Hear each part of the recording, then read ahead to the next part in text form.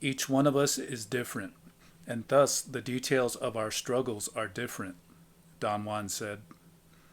The steps that we follow to arrive at the double are the same, though, especially the beginning steps, which are muddled and uncertain. Don Gennaro agreed and made a comment on the uncertainty that a sorcerer had at that stage. When it first happened to me, I didn't know it had happened, he explained. One day I had been picking plants in the mountains. I had gone into a place that was worked by other herb collectors. I had 2 huge sacks of plants. I was ready to go home, but before I did, I decided to take a moment's rest. I lay down on the side of the trail in the shade of a tree, and I fell asleep. I heard then the sound of people coming down the hill and woke up. I hurriedly ran for cover and hid behind some bushes a short distance across the road from where I had fallen asleep. While I hid there, I had the nagging impression I had forgotten something. I looked to see if I had my 2 sacks of plants. I didn't have them. I looked across the road to the place where I had been sleeping, and I nearly dropped my pants with fright. I was still there asleep. It was me. I touched my body. I was myself. By that time, the people that were coming down the hill were upon the me that was asleep, while the me that was fully awake looked helplessly from my hiding place. Damn it to hell. They were going to find me there and take my sacks away, but they went by me as if I were not there at all. My vision had been so vivid that I went wild. I screamed, and then I woke up again. Damn it, it had been a dream. Don Gennaro stopped his account and looked at me as if waiting for a question or a comment.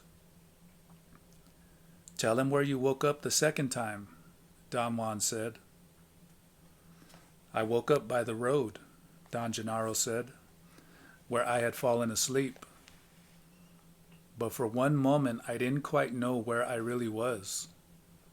I can almost say that I was still looking at myself waking up.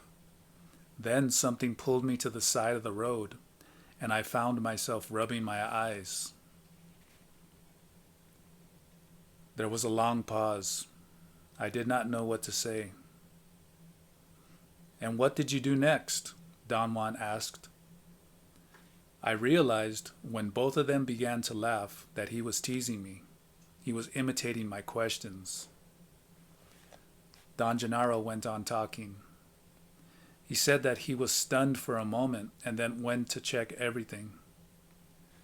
The place where I had hid was there, exactly as I had seen it, he said.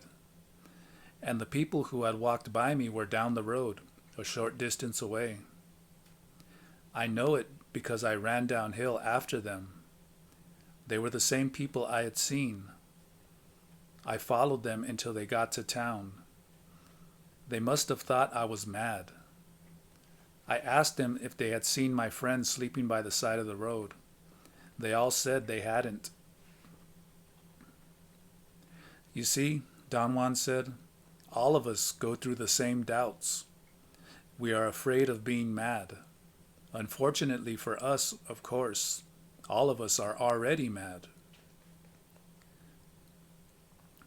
You are a tinge madder than us, though, Don Gennaro said to me and winked, and more suspicious.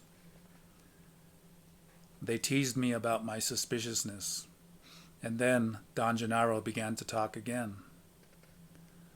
All of us are dense beings, he said. You're not the only one, Carlitos.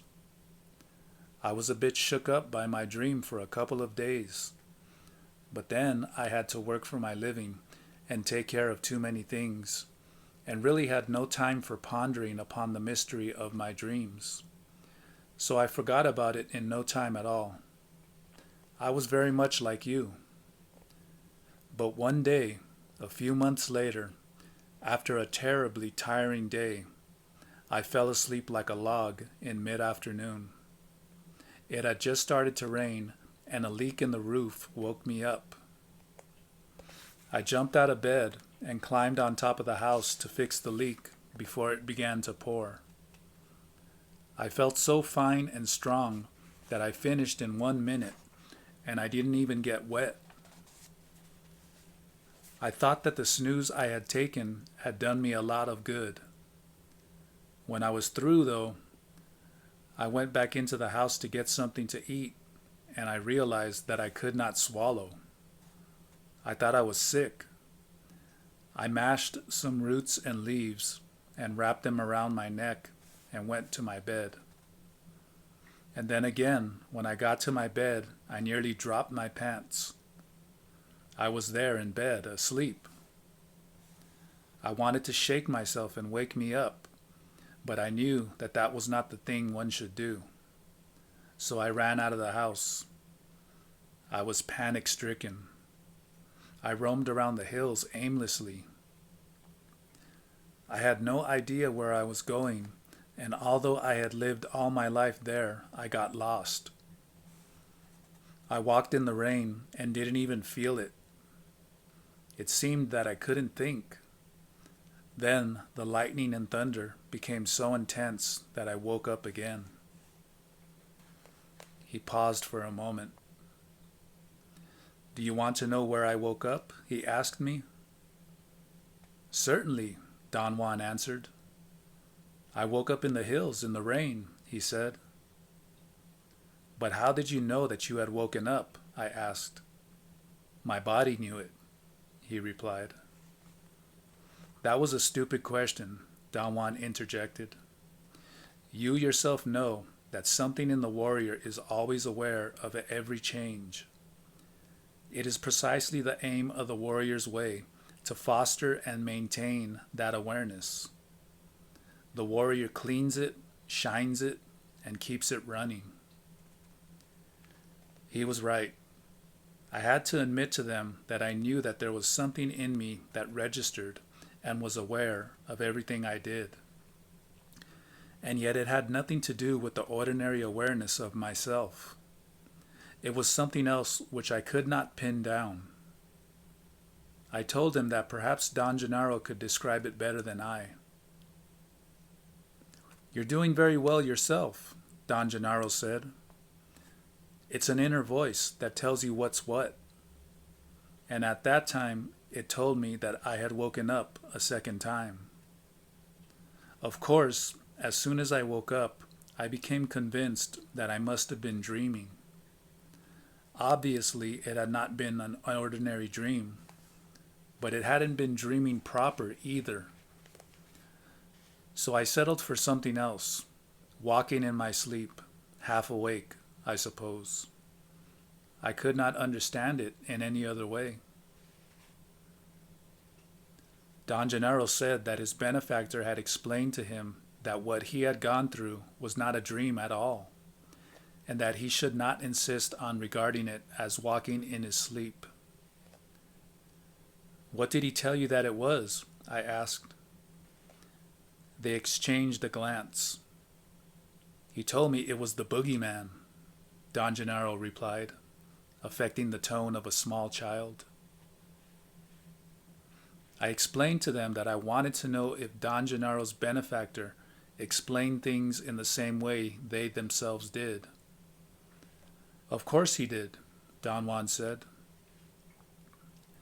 "My benefactor explained that the dream in which one was watching oneself asleep," Don Gennaro went on, "was the time of the double. He recommended that rather than wasting my power in wondering and asking myself questions, I should use the opportunity to act, and that when I had another chance, I should be prepared." My next chance took place at my benefactor's house. I was helping him with the housework. I had lain down to rest, and as usual, I fell sound asleep. His house was definitely a place of power for me, and helped me. I was suddenly aroused by a loud noise and awakened. My benefactor's house was large. He was a wealthy man and had many people working for him. The noise seemed to be the sound of a shovel digging in gravel. I sat up to listen, and then I stood up. The noise was very unsettling to me, but I couldn't figure out why. I was pondering whether to go and check it out when I noticed that I was asleep on the floor. This time I knew what to expect and what to do, and I followed the noise. I walked to the back of the house. There was no one there. The noise seemed to come from beyond the house. I kept on following it. The more I followed it, the quicker I could move. I ended up at a distant place, witnessing incredible things. He explained that at the time of those events, he still was in the beginning stages of his apprenticeship and had done very little in the realm of dreaming, but that he had an uncanny facility to dream that he was looking at himself. "Where did you go, Don Gennaro?" I asked. "That was the first time that I had really moved in dreaming," he said. "I knew enough about it to behave correctly, though. I didn't look at anything directly and ended up in a deep ravine where my benefactor had some of his power plants." "Do you think it works better if one knows very little about dreaming?" I asked. "No," Don Juan interjected. "Each of us has a facility for something in particular.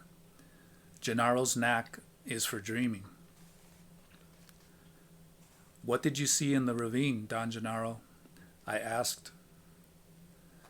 "I saw my benefactor doing some dangerous maneuvers with people. I thought I was there to help him and hid behind some trees. Yet I couldn't have known how to help. I was not dumb, though, and I realized that the scene was there for me to watch, not to act in." "When and how and where did you wake up?" "I don't know when I woke up. It must have been hours later. All I know is that I followed my benefactor and the other men, and when they were about to reach my benefactor's house, the noise that they made, because they were arguing, woke me up. I was at the place where I had seen myself asleep.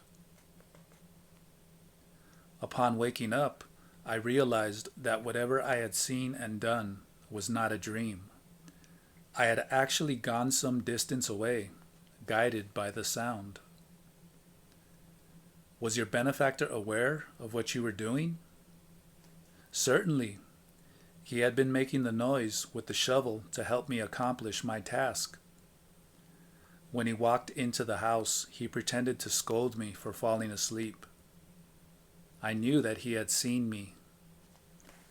Later on, after his friends had left, he told me that he had noticed my glow hiding behind the trees."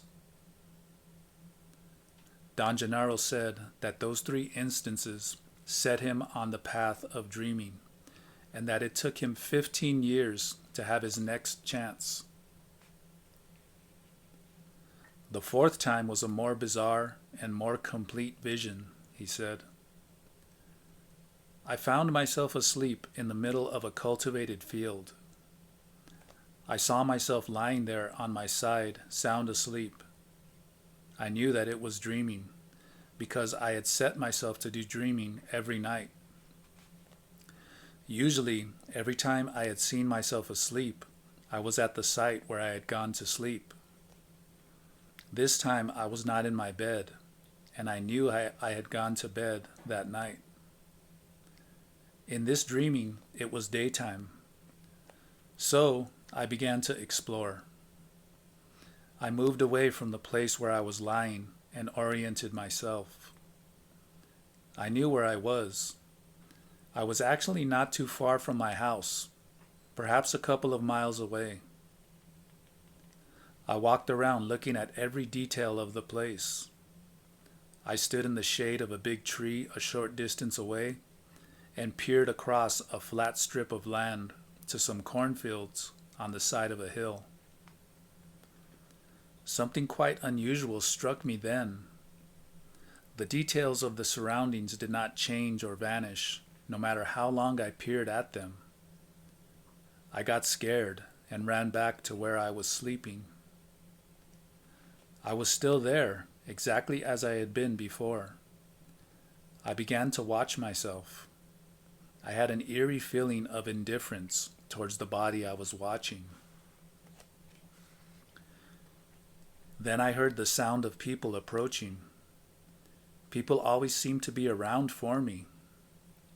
I ran up ahead to a small hill and carefully watched from there. There were 10 people coming to the field where I was. They were all young men. I ran back to where I was lying and went through one of the most agonizing times of my life, while I faced myself, lying there snoring like a pig. I knew that I had to awaken me, but I had no idea how. I also knew that it was deadly for me to awaken myself. But if those young men were to find me there, they were going to be very upset. All those deliberations that were going through my mind were not really thoughts. They were more appropriately scenes in front of my eyes. My worrying, for instance, was a scene in which I looked at myself while I had the sensation of being boxed in. I call that worrying. It has happened to me a number of times after that first time. Well, since I didn't know what to do, I stood looking at myself, waiting for the worst. A bunch of fleeting images went past me in front of my eyes. I hung on to one in particular, the side of my house and my bed. The image became very clear. Oh, how I wished to be back in my bed. Something shook me then. It felt like someone was hitting me, and I woke up. I was on my bed. Obviously, I had been dreaming. I jumped out of bed and ran to the place of my dreaming. It was exactly as I had seen it. The young men were working there. I watched them for a long time. They were the same ones I had seen. I came back to the same place at the end of the day, after everybody had gone, and stood at the very spot where I had seen myself asleep. Someone had lain there. The weeds were crumpled. Don Juan and Don Gennaro were observing me. They looked like two strange animals. I felt a shiver in my back. I was on the verge of indulging in the very rational fear that they were not really men like myself, but Don Gennaro laughed. In those days, he said, I was just like you, Carlitos. I wanted to check everything. I was as suspicious as you are. He paused, raised his finger, and shook it at me. Then he faced Don Juan. Weren't you as suspicious as this guy? He asked. Not a chance, Don Juan said.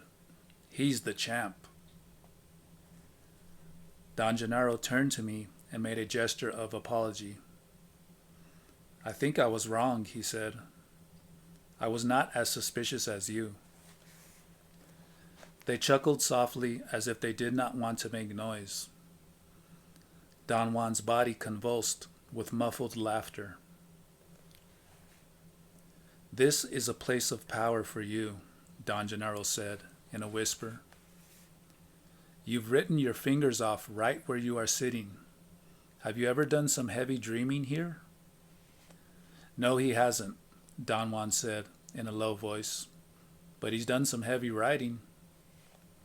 They doubled up. It seemed that they did not want to laugh out loud. Their bodies shook. Their soft laughter was like a rhythmical cackle. Don Gennaro sat up straight and slid closer to me. He patted me on the shoulder repeatedly, saying that I was a rascal. Then he pulled my left arm with great force towards him. I lost my balance and fell forward. I almost hit my face on the hard ground. I automatically put my right arm in front and buffered my fall. One of them held me down by pressing on my neck. I was not sure who. The hand that was holding me felt like Don Gennaro's. I had a moment of devastating panic. I felt I was fainting. Perhaps I did. The pressure in my stomach was so intense that I vomited. My next clear perception was that somebody was helping me to sit up. Don Gennaro was squatting in front of me. I turned around to look for Don Juan. He was nowhere in sight. Don Gennaro had a beaming smile. His eyes were shiny. They were looking fixedly at mine. I asked him what he had done to me, and he said that I was in pieces. His tone was reproachful, and he seemed to be annoyed or dissatisfied with me. He repeated various times that I was in pieces and that I had to come together again. He tried to feign a severe tone, but he laughed in the middle of his harangue. He was telling me that it was just terrible that I was spread all over the place and that he would have to use a broom to sweep all my pieces into one heap. Then he added that I might get the pieces in the wrong places and end up with my penis where my thumb should be. He cracked up at that point. I wanted to laugh and had a most unusual sensation. My body fell apart. It was as if I had been a mechanical toy that simply broke up into pieces. I had no physical feelings whatever, and neither had I any fear or concern. Coming apart was a scene that I witnessed from the point of view of the perceiver, and yet I did not perceive anything from a sensorial point of reference. The next thing I became aware of was that Don Gennaro was manipulating my body. I then had a physical sensation, a vibration so intense that it made me lose sight of everything around me. I felt once more that someone was helping me to sit up. I again saw Don Gennaro squatting in front of me. He pulled me up by the armpits and helped me walk around. I could not figure out where I was. I had the feeling I was in a dream, and yet I had a complete sense of sequential time. I was keenly aware that I had just been with Don Gennaro and Don Juan in the ramada of Don Juan's house. Don Gennaro walked with me, propping me by the shoulders, propping me by holding my left armpit. The scenery I was watching changed constantly. I could not determine, however, the nature of what I was observing. What was in front of my eyes was rather like a feeling or a mood, and the center from where all those changes radiated was definitely in my stomach. I had made that connection not as a thought or a realization, but as a bodily sensation that suddenly became fixed and predominant. The fluctuations around me came from my stomach. I was creating a world, an endless run of feelings and images. Everything I knew was there. That in itself was a feeling, not a thought or a conscious assessment. I tried to keep tabs for a moment because of my nearly invincible habit of assessing everything. But at a certain instant, my processes of bookkeeping ceased, and a nameless something enveloped me, feelings and images of every sort. At one point something in me began again, the tabulation, and I noticed that one image kept on repeating itself. Don Juan and Don Gennaro, who were trying to reach me. The image was fleeting. It passed by me fast. It was something comparable to seeing them from the window of a fast-moving vehicle. They seemed to be trying to catch me as I went by. The image became clearer, and it lasted longer as it kept on recurring. I consciously realized at one point that I was deliberately isolating it from among a myriad of other images. I sort of breezed through the rest to come to that particular scene. Finally, I was capable of sustaining it by thinking about it. Once I had begun to think, my ordinary processes took over. They were not as defined as in my ordinary activities, but clear enough to know that the scene or feeling I had isolated was that Don Juan and Don Gennaro were in the ramada of Don Juan's house and were holding me by the armpits. I wanted to keep on fleeing through other images and feelings, but they would not let me. I struggled for a moment. I felt bouncy and happy. I knew that I liked both of them, and I also knew then that I was not afraid of them. I wanted to joke with them. I did not know how, and I kept on laughing and patting them on their shoulders. I had another peculiar awareness. I was certain that I was dreaming. If I focused my eyes on anything, it immediately became blurry. Don Juan and Don Gennaro were talking to me. I could not keep their words straight, and I could not distinguish which of them was talking. Don Juan then turned my body around and pointed to a lump on the ground. Don Gennaro pulled me closer to it and made me go around it. The lump was a man lying on the ground. He was lying on his stomach, his face turned to his right. They kept on pointing out the man to me as they spoke. They pulled me and twisted me around him. I could not focus my eyes on him at all. But finally, I had a feeling of quietness and sobriety, and I looked at the man. I had a slow awakening into the realization that the man lying on the ground was me. My realization did not bring any terror or discomfort. I simply accepted it without emotion.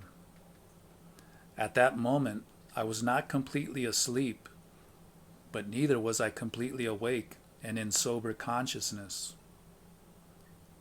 I also became more aware of Don Juan and Don Gennaro and could tell them apart when they talked to me. Don Juan said that we were going to go to the round power place in the chaparral. As soon as he said it, the image of the place popped in my mind. I saw the dark masses of bushes around it. I turned to my right. Don Juan and Don Gennaro were also there. I had a jolt and the feeling that I was afraid of them. Perhaps because they looked like two menacing shadows. They came closer to me. As soon as I saw their features, my fears vanished. I liked them again. It was as if I were drunk and did not have a firm grip on anything. They grabbed me by the shoulders and shook me in unison. They ordered me to wake up. I could hear their voices clearly and separately. I had then a unique moment. I held two images in my mind, two dreams. I felt that something in me was deeply asleep and was waking up, and I found myself lying on the floor of the Ramada with Don Juan and Don Gennaro shaking me. But I also was at the power place, and Don Juan and Don Gennaro were still shaking me. There was one crucial instant in which I was neither in one place nor the other, but I was rather in both places as an observer seeing two scenes at once. I had the incredible sensation that at that instant I could have gone either way. All I had to do at that moment was to change perspective, and rather than watch either scene from the outside, feel it from the point of view of the subject. There was something very warm about Don Juan's house. I preferred that scene. I next had a terrifying seizure, so shocking that my entire ordinary awareness came back to me at once.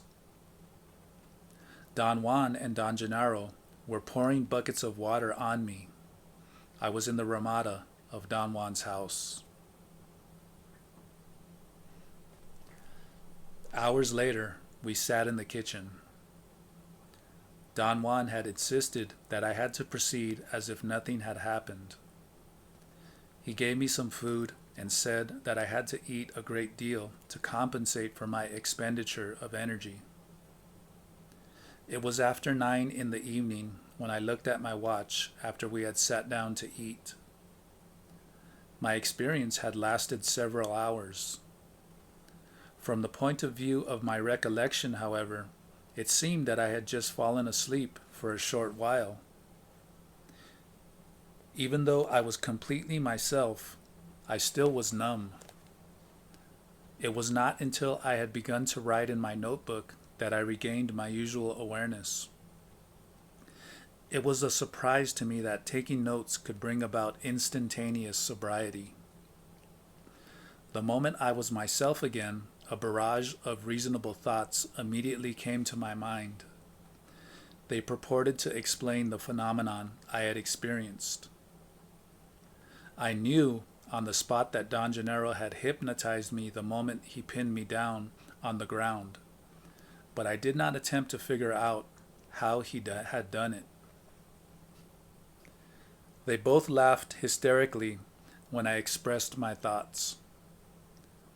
Don Gennaro examined my pencil and said that the pencil was the key to wind up my mainspring. I felt quite belligerent. I was tired and irritable. I found myself practically yelling at them while their bodies shook with laughter.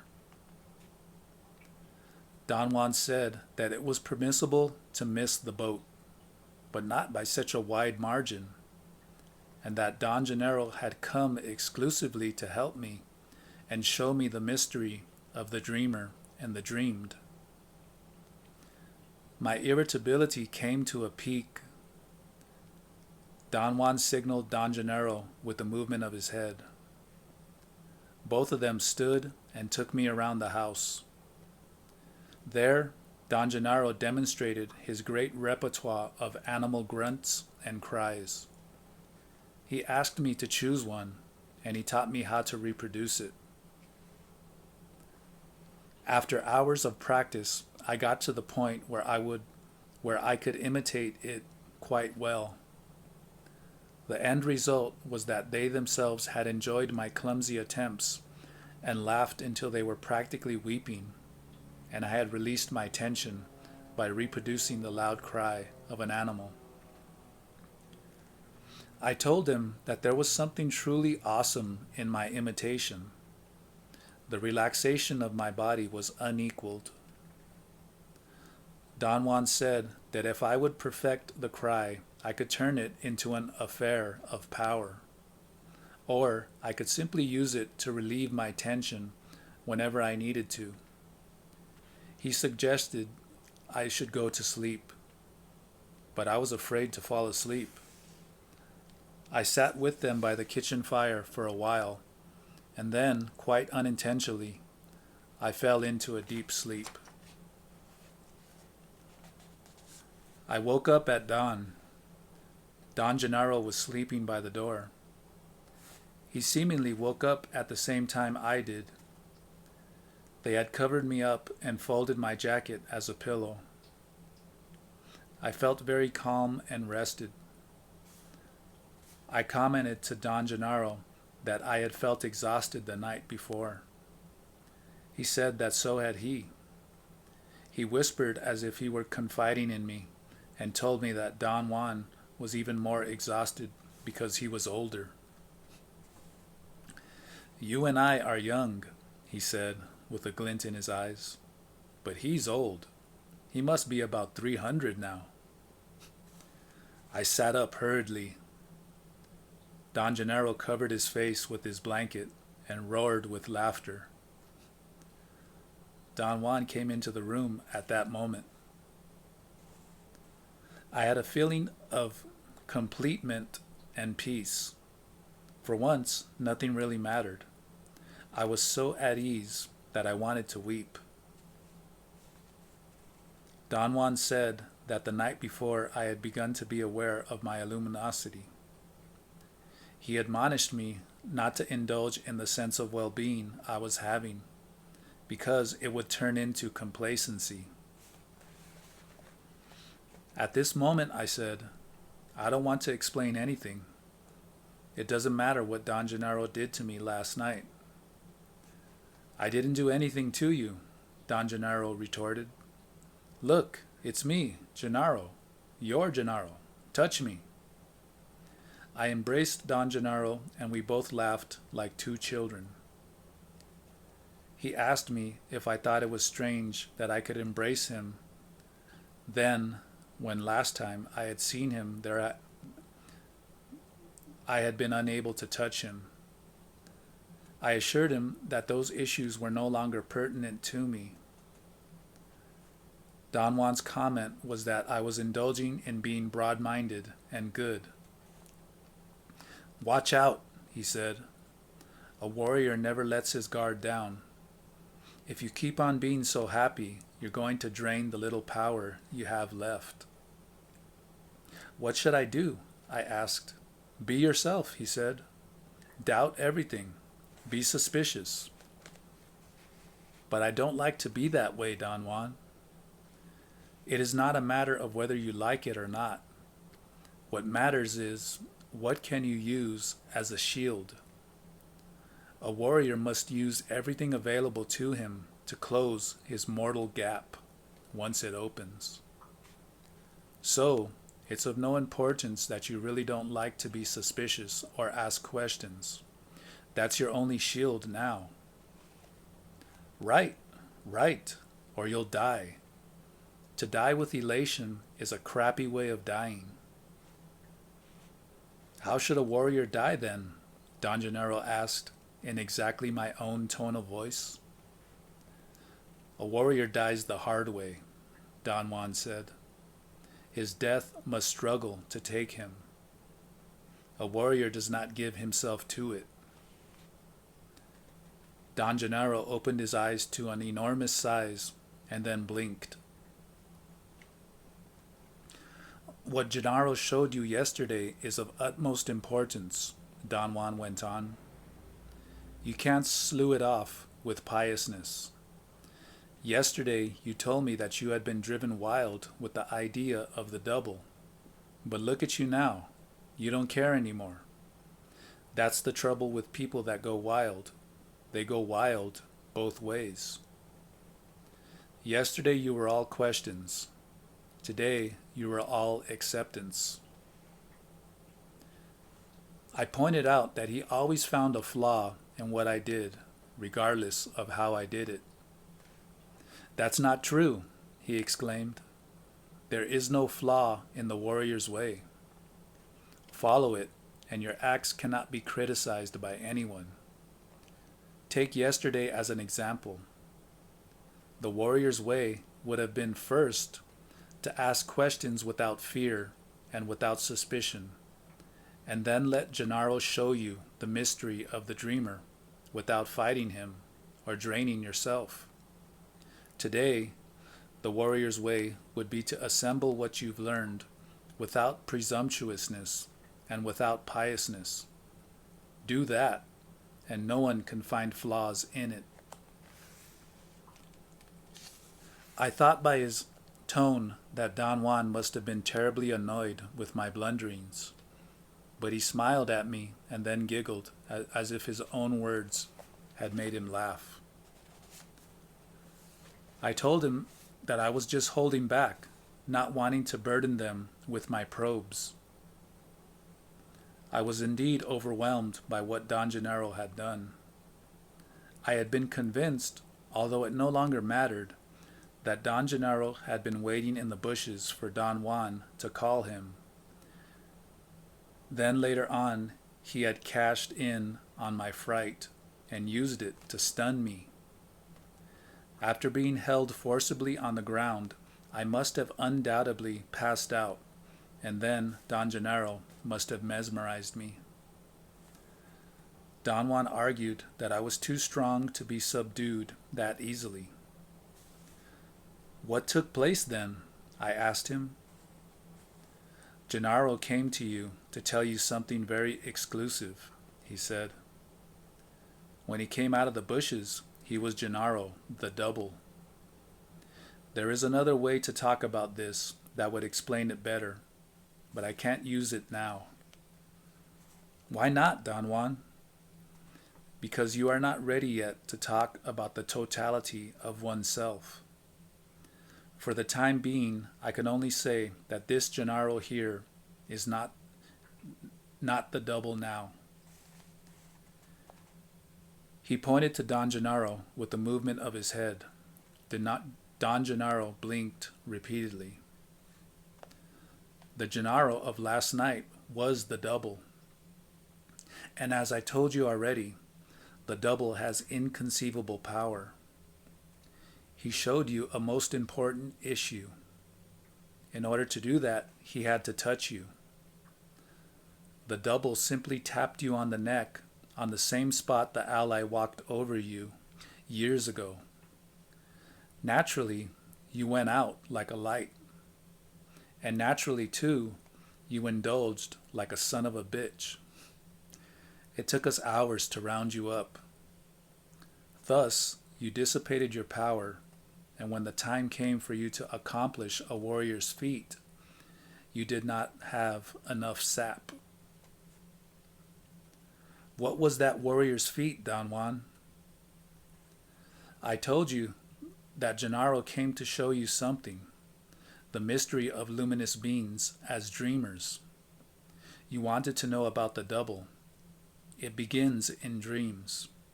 But then you asked, what is the double?